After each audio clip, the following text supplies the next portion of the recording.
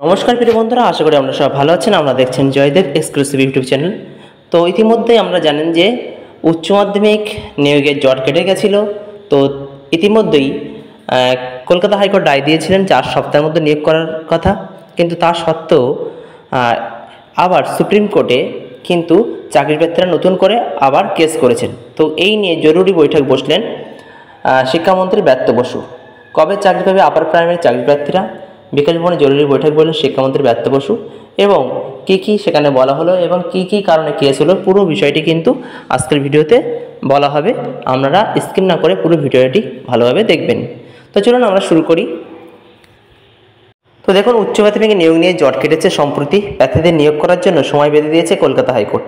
এবার সেই নিয়োগ নিয়ে বৈঠকে বসলেন রাজ্যের শিক্ষামন্ত্রী ব্রাত্য বসু। আজ বুধবার বিকাশ ভবনে উচ্চ পর্যায়ের বৈঠকে বসেছেন মন্ত্রী। বৈঠকে রয়েছেন স্কুল সার্ভিস কমিশনের চেয়ারম্যান। সেখানে আপার প্রাইমারি চাকরি প্রার্থীদের চাকরির বিষয়ে মূলত আলোচনা হয়েছে বলে সূত্রের খবর। তবে যেটুকু আলোচনা হয়েছে সেটুকু কিন্তু খুবই একটা ভালো খবর চাকরি প্রার্থীদের জন্য। কলকাতা হাইকোর্টের নির্দেশে আপাতত চাকরিতে বাধা নেই আপার প্রাইমারি চাকরি প্রার্থীদের। গত 28 আগস্ট আপার প্রাইমারি নিয়োগে ছাড়পত্র দিয়েছে হাইকোর্ট।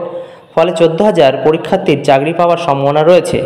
আদালতের নির্দেশ ছিল 4 সপ্তাহের মধ্যে চূড়ান্ত তালিকা প্রকাশ করতে হবে স্কুল সার্ভিস কমিশনকে। চূড়ান্ত তালিকা প্রকাশের পর হবে কাউন্সেলিং, এবং সেই অনুযায়ী তারা প্রস্তুতি পর্ব সেরে নিয়েছে এবং সেটি কোন পর্যায়ে আছে, নতুন করে কেস হয়েছে, সেই কেসকে কিভাবে ওভারটেক করে নতুন করে নিয়োগপত্র এই সমস্ত প্রার্থীদের হাতে তুলে দিতে পারেন, সেদিকে কিন্তু কমিশন সচেষ্ট রয়েছে।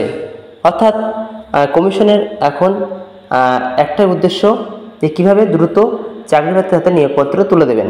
তো সেক্ষেত্রে সুপ্রিম কোর্টে নতুন যে কেস হয়েছে সেই কেসটাকে কীভাবে সামলাবেন তাও নিয়ে বিস্তারিত আলোচনা করছি। সেটি নিয়েও বিস্তারিত তারা বলেছেন। উচ্চ মাধ্যমিক টেট পরীক্ষা হচ্ছিল 2015 সালে। 2016 সালের 23 অক্টোবর বিজ্ঞপ্তি প্রকাশিত হয়। 2019 সালে 27 জুন বিজ্ঞপ্তি জারি করে বলা হয় পার্সোনালিটি টেস্ট হবে, কিন্তু সেখানে সঠিকভাবে নথি যাচাই করা হচ্ছে না। এই অভিযোগ তুলে মামলা হয়। একাধিক বেনিয়মের অভিযোগ উঠেছিল। আদালতের এই নির্দেশের পর 14,052 জন নিয়োগপত্র হাতে পাবেন বলে অনুমান করা হচ্ছে। দীর্ঘদিন ধরে মামলা আটকে থাকায় এমনিতে নিয়োগ বন্ধ ছিল। এবার যাতে আর দেরি হয় সে ব্যাপারে সচেষ্ট স্কুল সার্ভিস কমিশন। তো ইতিমধ্যে নতুন করে আবার কেস ফাইল করেছেন সুপ্রিম কোর্টে। তো সেই কেসের গতি প্রকৃতির দিকে আমাদের নজর থাকবে। সেইটাকে ওভারকাম করে স্কুল সার্ভিস কমিশনের একটাই উদ্দেশ্য নিয়োগপত্র হাতে তুলে দেওয়া। তো সেক্ষেত্রে আর কি বলা হয়েছে সুপ্রিম কোর্টে কেস নিয়ে পুরো বিষয়টি আমি এবার বলছি, শুনুন। উচ্চ মাধ্যমিক মেধা তালিকায় প্রকাশ করা নিয়ে ফের জটিলতা তৈরি হলো। তার জেরে 14,052 জনের মেধা তালিকা কবে প্রকাশ হবে তা নিয়ে সংশয় দেখা দিয়েছে। কলকাতা হাইকোর্টের ডিভিশন বেঞ্চ গত 28 আগস্ট স্কুল সার্ভিস কমিশন নির্দেশ দিয়েছিল 1 মাসের মধ্যে কিন্তু কাউন্সিল করে উচ্চ প্রাথমিকের 14,052 জন প্রার্থীর মেধা তালিকা প্রকাশ করতে হবে। পরবর্তী 1 মাসের মধ্যে নিয়োগ পরীক্ষা সম্পন্ন করতে হবে বলেও নির্দেশ দিয়েছিল তারা। ওই নির্দেশের পরে শিক্ষামন্ত্রী ব্রাত্য বসু জানিয়েছিলেন পুজোর আগে উচ্চ প্রাথমিকের নিয়োগ পরীক্ষা শুরু হবে। তবে এসএসসি সূত্রের খবর, ওই মেধা তালিকা নিয়ে উঠছে নানা প্রশ্ন। কমিশনের মতে 14,052 জন প্রার্থীর মধ্যে এমন কিছু প্রার্থী রয়েছেন যারা ইন্টারভিউ হওয়ার পরে তথ্যে গরমিল থাকায় বাদ গিয়েছিলেন, কিন্তু হাইকোর্টের নির্দেশ মতো 14,052 জন প্রার্থী যে তালিকা প্রকাশ করতে হবে সেখানে যারা বাদ গিয়েছিলেন তাদেরও অনেককে রাখতে হবে। এসএসসির একাংশের আশঙ্কা তেমন প্রার্থীদের নাম সহ মেধা তালিকা প্রকাশ হলে ফের মামলা হবে, ফলে তালিকা প্রকাশ করা নিয়ে সংশয় দেখা দিয়েছে।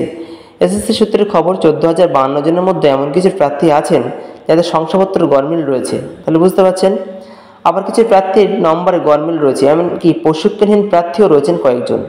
ইতিমধ্যেই মেধা তালিকা প্রকাশ সংক্রান্ত ডিভিশন বেঞ্চের এই রায়ের পরে একদল চাকরি প্রার্থী তাকে চ্যালেঞ্জ জানিয়ে সুপ্রিম কোর্টে গিয়েছেন।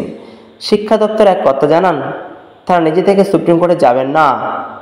বুঝতে পারছেন, এই 14,052 জনের মেধা তালিকা প্রকাশ করার আগে আইনি পরামর্শ নেওয়ার প্রয়োজন আছে বলে তারা মনে করেন, যাতে মেরিট লিস্ট প্রকাশ হওয়ার পর আর নতুন করে যেন কোনো ঝামেলা না আসে, অর্থাৎ নিয়োগপত্র একেবারে সম্পন্ন করা যায়।